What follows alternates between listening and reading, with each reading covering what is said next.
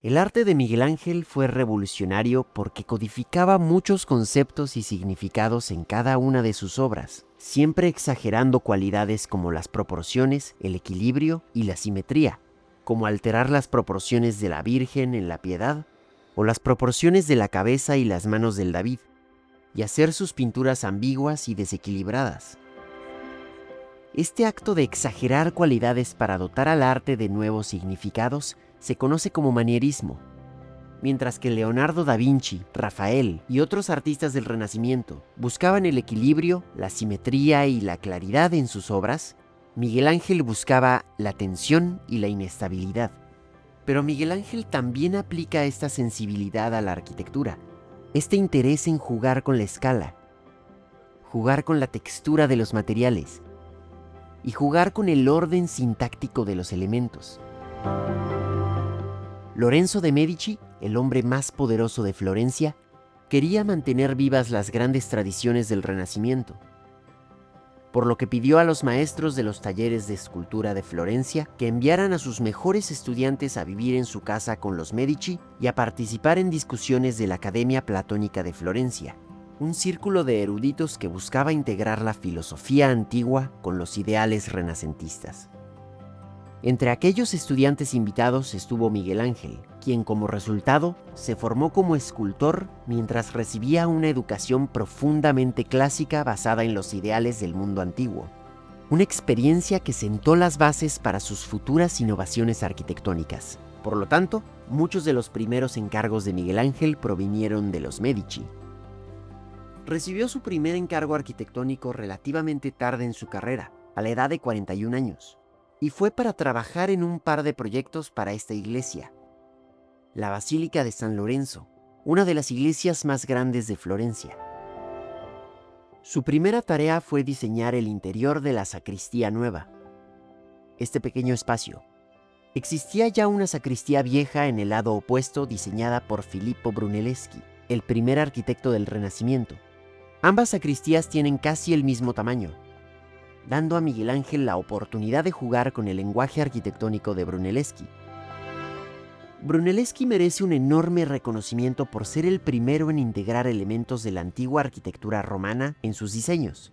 Sin embargo, si comparamos ambas sacristías, las paredes de la sacristía de Brunelleschi se ven mucho más planas que las paredes de la de Miguel Ángel.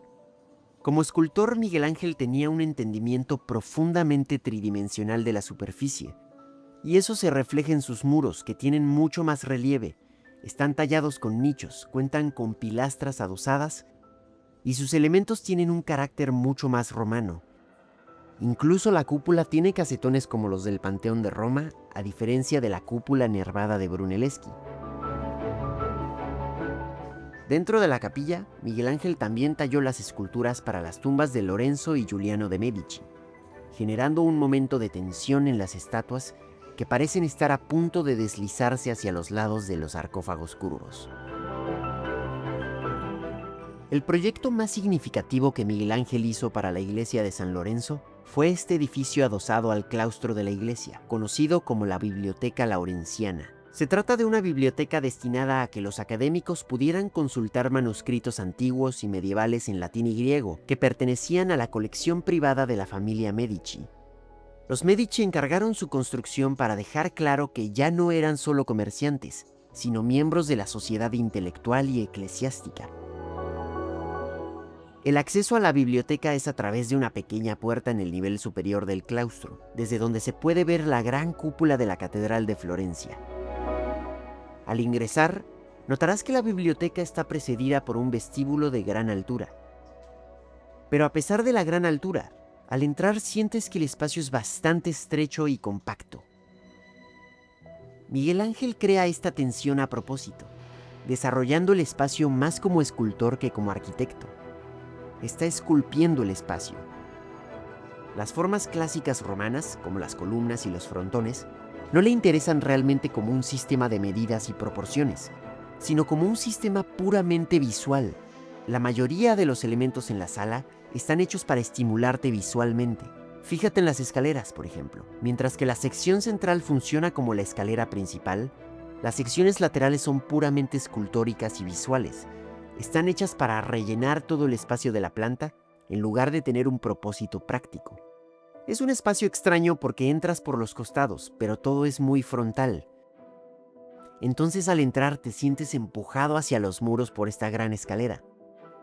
Incluso al subirla sientes que te repele y te empuja hacia afuera con estas curvas en cascada de cada escalón, amplificando el sentimiento de incomodidad, pero al mismo tiempo sientes un gran espacio vacío sobre ti debido a la gran altura del espacio. El espacio se vuelve aún más extraño cuando observas cómo las columnas articulan los muros. En la arquitectura de la antigua Grecia, las columnas eran elementos estructurales. El único propósito de una columna era soportar el edificio. Más tarde, en la época de los romanos, las columnas se convirtieron en elementos puramente decorativos, ya que las estructuras se basaban más en los arcos. Encuentras columnas adosadas y pilastras por todas partes, utilizadas para enfatizar visualmente las proporciones de los edificios, pero no para soportar su estructura. Lo que hace aquí Miguel Ángel es que empieza a jugar con los muros y las columnas, haciendo que la estructura sea ambigua. No sabes si es el muro el que carga o si son las columnas. Miguel Ángel hace nichos en los muros y mete las columnas dentro de estos. El muro y las columnas compiten constantemente por el protagonismo, y este resultado de doble columna permite solucionar el problema de las esquinas. Si observas cómo los arquitectos renacentistas anteriores a Miguel Ángel hacían las esquinas, es gracioso porque nunca sabían qué hacer y el resultado siempre era malo. Pero Miguel Ángel resuelve este problema jugando con los espacios positivos y negativos de la pared. Está utilizando los mismos materiales y colores que Brunelleschi utilizaba en su arquitectura, pero a su manera. Si observas la sección del edificio, notarás que la gran escala vertical del vestíbulo es aún más alta que el espacio de la biblioteca. Y eso es otra cosa que hace Miguel Ángel. Traduce todo a lo vertical, como si todo comenzara a flotar hacia arriba. Hace que las columnas parezcan estar apoyadas en estas ménsulas, de modo que el peso parece ser soportado por elementos débiles. Introduce estos elementos de soporte llamados estípites, que son más delgados en la base y más gruesos en la parte superior. Los frontones se desprenden de los nichos, los lados de los marcos de estos nichos se elevan, y al mismo tiempo en planta, estas escaleras te están empujando hacia afuera. Es importante recordar que en la arquitectura de Miguel Ángel todo se trata de crear tensión. Esa misma tensión de un acto inacabado que se ve en la expresión del David y en sus venas, en sus esculturas del día y la noche casi deslizándose a los lados del sarcófago, o en la creación de Adán en la Capilla Sixtina. Todo se trata de la anticipación, lo que está a punto de suceder. Y así, al subir las escaleras y dejar el vestíbulo atrás, notarás nuevamente la tensión entre la verticalidad del vestíbulo y la horizontalidad de la propia biblioteca. El drama escultórico del vestíbulo de Miguel Ángel es solo un preludio al espacio principal, la sala de lectura para los textos griegos y latinos. Aquí dejó a un lado su preferencia por la tensión y el dinamismo a favor de un orden equilibrado adecuado para la función del espacio. En contraste, la sala de lectura de la biblioteca es serena, tranquila y reposada, completamente adecuada para la investigación y el estudio. Es una sala larga, iluminada por ventanas espaciadas uniformemente, situadas entre pilastras en los muros laterales. De esta manera, los escritorios de lectura dispuestos perpendiculares a las paredes laterales están bien iluminados por luz natural. En 1534, Miguel Ángel dejó planos e instrucciones para que otros arquitectos completaran la sacristía nueva y la biblioteca laurenciana, y dejó Florencia para ir a Roma, donde permaneció hasta su muerte en 1564. Uno de sus primeros encargos arquitectónicos allí vino del gobierno local, que decidió restablecer la grandeza de Roma desarrollando el Campidoglio, la antigua sede del gobierno en la colina capitolina, ocupada desde el siglo XII por un palacio comunal. El proyecto de Miguel Ángel para este sitio tendría un gran impacto en la ciudad de Roma a nivel urbano. Colocó la estatua de bronce de Marco Aurelio justo en el centro para que fuera el punto focal de la plaza, a través de un patrón geométrico en el pavimento que crea una unidad entre la estatua y los edificios circundantes. Si vemos el plano de la plaza, podemos ver cómo Miguel Ángel crea tensión aquí no hacia lo vertical, sino esta vez hacia el foro romano, que está detrás de la plaza. Desde la base de la cordonata, la escalinata que da acceso a la plaza, hasta el final de la propia plaza, todo parece abrirse hacia el foro romano, creando estas formas trapezoidales que corrigen el efecto óptico de la perspectiva. Esta fue la primera vez que se encargó a un arquitecto diseñar una gran plaza cívica en la ciudad de Roma, y se convirtió en un modelo que se replicaría durante los siguientes siglos en otras plazas importantes de la ciudad. Como ya hemos visto, a Miguel Ángel le gusta tomar elementos clásicos como columnas y frontones y transformarlos a su antojo sin seguir las reglas, sin seguir un canon normativo igual que sus predecesores. Agranda las columnas y las hace cubrir 2 pisos en lugar de 1, conocido como orden colosal, y luego las empequeñece para crear este ritmo en el nivel inferior de los edificios. Para las ventanas superpone casi cada elemento clásico que existe. Coloca un frontón, pero también rompe el frontón para colocar un arco. Agrega pequeñas columnas como soportes, pero también un par de pilastras, ménsulas y volutas. Todos estos elementos que claramente no son necesarios para la estructura, pero que hacen que el muro parezca denso y tridimensional, llevando esa plasticidad de las paredes de la Biblioteca Laurenciana un paso más allá. Esto casi parece un volumen saliendo de la pared, más que un simple contorno que enmarca la ventana. Hace lo mismo cuando se le encarga terminar el Palacio Farnese, que fue iniciado por un arquitecto renacentista, San Galo. Se puede ver que las ventanas de en medio hechas por San Galo son bastante normativas y canónicas, ya que los frontones están perfectamente soportados por columnas y las columnas descansan sobre pedestales, algo que definitivamente verías en un edificio romano antiguo. Pero si observas las ventanas superiores, las de Miguel Ángel, ves que tienden a la verticalidad al hacer que las columnas descansen sobre ménsulas, y al tener un arco y un frontón roto en cada ventana. Miguel Ángel lleva esta práctica aún más lejos y se desata en uno de sus proyectos más tardíos, la Porta Pía, donde tenía que hacer una puerta para la muralla de Roma. En todos sus proyectos anteriores, jugaba con el orden de los elementos y los superponía para hacer que la estructura fuera ambigua. Sin embargo, en este proyecto comienza a deformar estos elementos y reordenar las piezas de manera redundante. Basta con mirar la puerta. Todos los elementos clásicos posibles están superpuestos al mismo tiempo. Hay un frontón triangular, hay un frontón redondo partido por la mitad pero unido por una enorme guirnalda colgante, hay un arco de medio punto, hay un arco angular, pero también hay un dintel soportado por las pilastras, hay ménsulas en los costados y una gran piedra clave en el centro.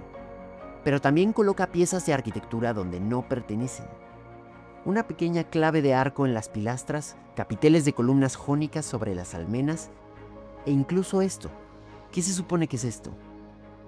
Incluso las pequeñas ventanas tienen estas orejas y frontones partidos. Ningún arquitecto anterior a Miguel Ángel había jugado tanto con el vocabulario de la arquitectura romana. Quizá la obra arquitectónica más importante en la carrera de Miguel Ángel fue su proyecto para la Basílica de San Pedro. Mucha gente cree que Miguel Ángel contribuyó únicamente con la cúpula, pero en realidad tenía un proyecto entero para toda la basílica, del cual se construyó la mayor parte. El proyecto anterior era el de Antonio da San Galo, que consistía en una basílica de gran escala compuesta por pequeñas columnas apiladas. Era tan grande y detallada que, según Miguel Ángel, parecía hecha por alemanes, asociándola con la pesada arquitectura gótica del norte de Europa, considerada barbárica por los italianos renacentistas. La coherencia del proyecto de San Galo se perdía en los detalles, así que cuando murió, Miguel Ángel continuó la construcción y cambió su diseño. El concepto de la basílica rediseñada por Miguel Ángel era una unidad total. Para los ábsides, utilizó la misma altura y proporciones del Coliseo, pero en lugar de apilar columnas, empleó su orden colosal para articular la superficie, logrando un diseño más armonioso. Y para la fachada hizo una reinterpretación de la fachada del Panteón, con un gran elemento de transición entre la basílica y la plaza, que es esta majestuosa escalinata. Para la cúpula, Miguel Ángel descartó los diseños de sus predecesores y trató de recrear el diseño de una cúpula que él admiraba en su ciudad natal. Correspondió con su sobrino en Florencia para conocer las dimensiones de la cúpula de Brunelleschi en la Catedral de Florencia, la mayor cúpula jamás construida. «Voy a hacer a su hermana más grande, sí, pero no más bella», escribió. Propuso una cúpula compuesta por 3 partes: un tambor, una estructura ovoide de doble capa y una linterna hasta arriba para iluminar el interior. Toda la estructura se refuerza visualmente mediante una serie de nervaduras. Es justo como la de Florencia, sin embargo esta cúpula propone un diseño mucho más plástico y escultórico. Presenta 16 nervaduras en contraste con el diseño de 8 nervaduras que tiene la de Florencia, para hacer que la estructura sea completamente redondeada. Puedes comparar la superficie plana de la cúpula de Brunelleschi con la plasticidad de la superficie de Miguel Ángel con su doble columnata. Miguel Ángel hizo una enorme maqueta de madera de su diseño para la cúpula que podía dividirse a la mitad, ofreciendo una perspectiva de lo que se sentiría estar en su interior. El Papa podía caminar dentro de esta maqueta, obteniendo una vista previa de cómo se vería desde dentro la cúpula terminada. Lamentablemente, debido a papas imprudentes que ignoraron a Miguel Ángel, su fachada original nunca se construyó. En su lugar, el diseño del edificio fue alterado con una nave extendida y una fachada diferente realizada por Maderno, que bloquea la vista de la cúpula desde la plaza de San Pedro. La columnata de Bernini y la fachada de Maderno son hermosas en sí mismas, pero no tienen relación con la cúpula. El verdadero objetivo del edificio era la cúpula. Miguel Ángel entendió que debía ser visible no solo desde el interior, sino también desde el exterior. La cúpula es un elemento urbano y quedó oculta por la fachada. Igual los ábsides, que originalmente estaban en armonía con la cúpula, también fueron ocultados. Ahora solo se pueden apreciar estas magníficas relaciones al ver la basílica desde los jardines del Vaticano en la parte trasera, un lugar de difícil acceso. El pórtico de Miguel Ángel era un volumen pleno integrado en la forma del edificio, pero con el diseño final, la fachada se ha convertido en un simple frente. La cúpula de Miguel Ángel influyó profundamente en el diseño de cúpulas posteriores en toda Europa en los siguientes siglos.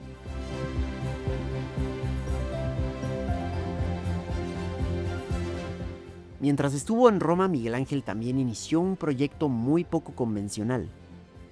Transformó el Tepidarium, una sala dentro de las antiguas termas de Diocleciano, en la Basílica de Santa María de los Ángeles y de los Mártires. En una impactante ruptura con el diseño tradicional de iglesias, estableció el eje principal en función del ancho de la nave en lugar de su longitud, como si las capillas laterales estiraran el ancho del espacio.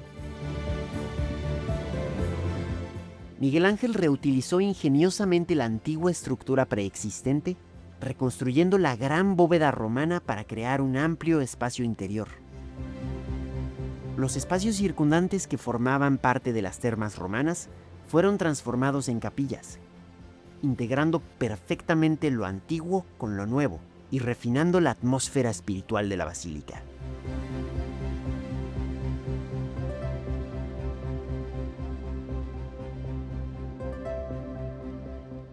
El último proyecto de Miguel Ángel, comenzado cuando tenía 87 años, tan solo 2 años antes de su muerte, fue su proyecto más audaz espacialmente. Se trata de la Capilla Sforza dentro de la Basílica de Santa María la Mayor. Al igual que la Biblioteca Laurenciana, esta capilla es tanto dinámica como ambigua. El espacio central presenta 4 columnas exentas giradas 45 grados, con un altar que se proyecta hacia afuera. Pero a ambos lados hay intersticios con muros ligeramente curvos, y en las bóvedas superiores hay extraordinarias ventanas que se estrechan. Observa la tensión entre la bóveda y las columnas. La bóveda parece ser estirada hacia abajo por las columnas en lugar de descansar sobre ellas. No hay ningún edificio del Renacimiento más revolucionario que este, y casi se podría considerar profético de la arquitectura barroca que se desarrollaría en Europa durante los siguientes 150 años. A través de su obra, Miguel Ángel trascendió las reglas del Renacimiento, las reglas de la arquitectura clásica, para crear algo nuevo, algo que definiría la dirección de la arquitectura y del arte durante siglos. Miguel Ángel fue un arquitecto que cambió el curso de la historia, pero si realmente quieres entender su pintura y su escultura, te recomiendo que veas mi video explicando el arte de Miguel Ángel. Muchas gracias por quedarte hasta el final. Por favor, dale like a este video, suscríbete a mi canal y nos vemos muy pronto en el siguiente episodio. Adiós.